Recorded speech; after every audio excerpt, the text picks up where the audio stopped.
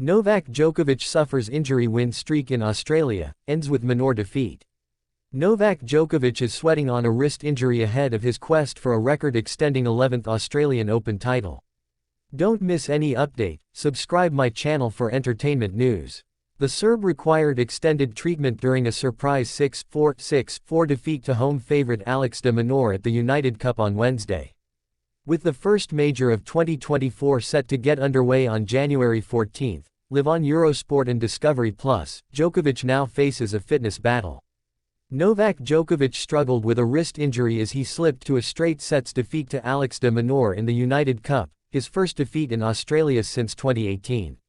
In the first rubber of the quarterfinal between Australia and Serbia, it was de Minaur who edged the host nation ahead with his first victory over the 24-time Grand Slam champion, avenging his Australian Open defeat of last year, where he won just 5 games.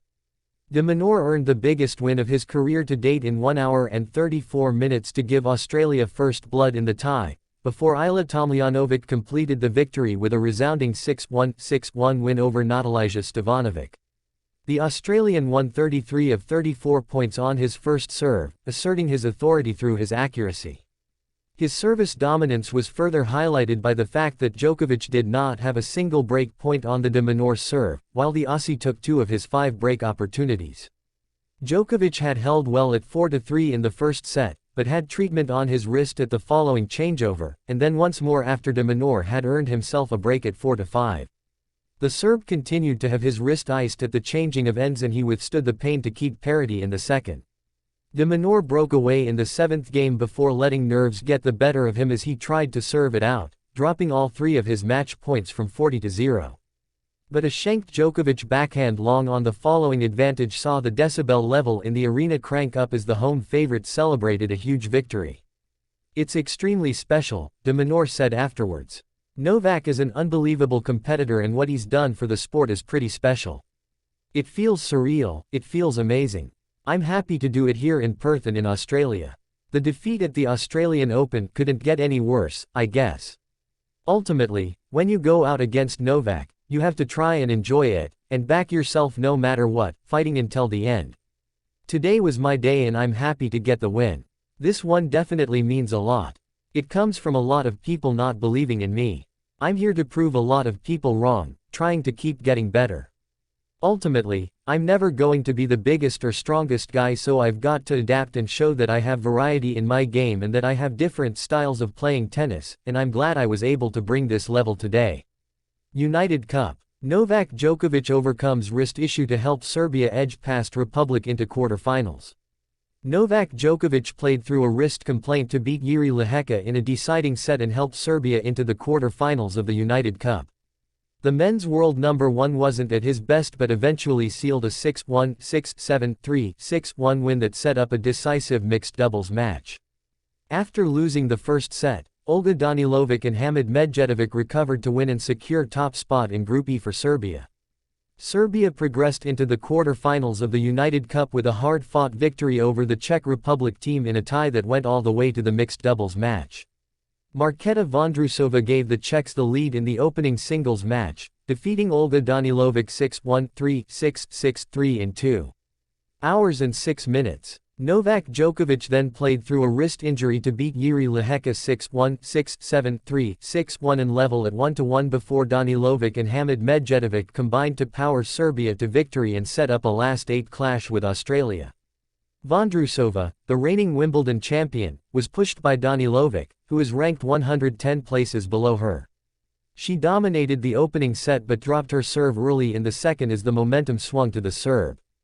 Danilovic led 3-0 before being pegged back to 3-3 but won the next 3 games to level the contest and force a decider.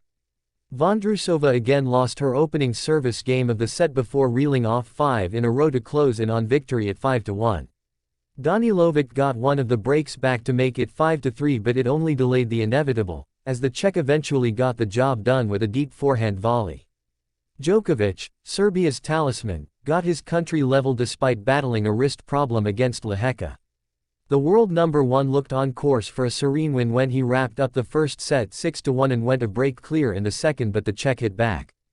Lehecka won 4 games in a row and served for the set before eventually leveling the match via a tie break. But Djokovic found form again when it mattered most and made light work of the third set, racing to a 5-0 lead and comfortably serving it out. Djokovic then turned cheerleader for the decisive mixed doubles. Serbia needed to win a set to top Group E and progress to the last 8, but that was thrust into doubt when Czech duo Miriam Kolodziejova and Petr Nusa sealed the opener. But Danilovic and Medjedovic responded to earn a thrilling 4-6, 7, 6-2, 1-0, 8 victory and book Serbia's spot in the quarterfinals. Poland will take on China in the only other last 8 clash that has been determined. Chile topple Greece. In Group B, Chile bounced back from defeat against Canada to beat Greece 2-1. Nicolas Jarry won in 3 sets to give the Chileans the lead before Maria Sakkari leveled for the Greeks. Sakkari returned for the mixed doubles alongside Stefanos Tsitsipas but fell to Daniela Seguel and Tomas Barrios Vera in 3 sets. The result means Greece have to beat Canada in the final round-robin match of the group to have any hope of progressing. Croatia beat Netherlands but Norway topped group. In Group F, Borna Coric and Dana Vekic put Croatia 2-0 up and secured victory over Netherlands with a match to spare, but the result meant Norway topped the group. Coric saved 2 set points against Talon Griekspoor in the opener before going on to clinch it in a tie break. The second was another tight affair, but it was Coric who once again produced when it mattered most, breaking when the Dutchman was serving to stay in the match to wrap up a 7-6, 4-6, 4 win. Vekic then left the group finally posed with a 3-set victory over Arantxa Rus. Rus bounced back from losing the opening set to force a decider, but Vekic eventually triumphed 6-2, 3-6, 6-1 in an hour and 54 minutes. Croatia would have topped the group with a win in the mixed doubles, while Netherlands needed to prevail in straight sets. As it transpired, Demi Schuurs and Wesley Koolhof battled to a 6-7, 3, 6-3, 1-4, 1-2 victory over Vekic and Ivan Dodig that sent Norway into the quarterfinals.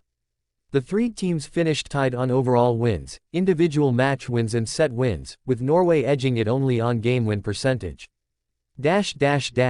Bold predictions for 2024. How many Grand Slams for Novak Djokovic? How many Grand Slam titles will Novak Djokovic win in 2024? Will Rafael Nadal and Emma Raducanu win any titles? We make our bold tennis predictions for the year ahead.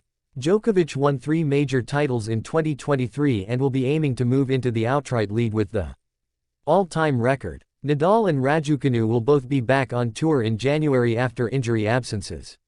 It's time to put 2023 behind us and look ahead to what might occur in the new year by way of some bold tennis predictions. Djokovic won't win more than 1 Grand Slam. In 2 of the last 3 seasons Novak Djokovic has won 3 Grand Slam titles. In the other season he won 1 of the 2 he played. But in 2024, well, Father Time remains undefeated, and Djokovic is turning 37 in May. The chasing pack might not have appeared to have closed the gap that much at the majors, but Carlos Alcaraz, Daniil Medvedev, Jannik Sinner and Holger Rune did all beat Djokovic in 2023. Doing so over 5 sets remains one of the greatest challenges in tennis, and it seems unlikely that Djokovic won't win one of the 4 slams in 2024. That would move him clear of a tie with Margaret Court on 24 Grand Slam titles. But he won't move beyond 25 next season. Raducanu will win a title. Emma Raducanu returns to the WTA Tour ranked at number 299 in the world. She hasn't won a title since her 2021 US Open victory, and has only made 1 semifinal since that memorable run. So why is she going to win a title next year? Because a break might have done her a world of good. Not only because it will hopefully have helped with the injury issues that bothered her since her US Open win, but because she has had some time out of the spotlight and might come back rejuvenated. I've been doing a lot off the court, reading a lot and watching some tennis, she said.